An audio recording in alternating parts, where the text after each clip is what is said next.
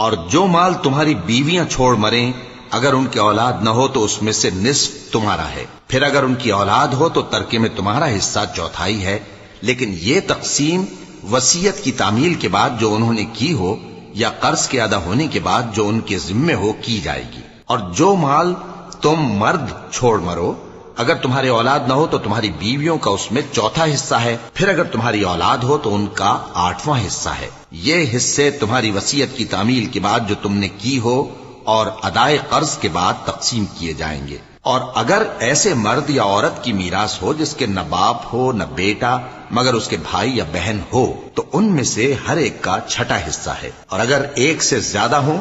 تو سب 1/3 میں شریک ہوں گے۔ یہ حصے بھی بعد ادائے وصیت و قرض بشرطے کہ ان سے میت نے کسی کا نقصان نہ کیا ہو تقسیم کیے جائیں گے۔ یہ اللہ کا فرمان ہے اور اللہ نہایت علم